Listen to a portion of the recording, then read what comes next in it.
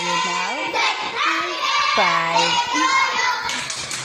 Grade 1 and 2 from Miss Christy. Ma'am Christy.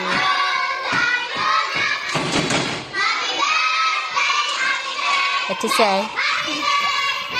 Thank you. Salamat. Say salamat.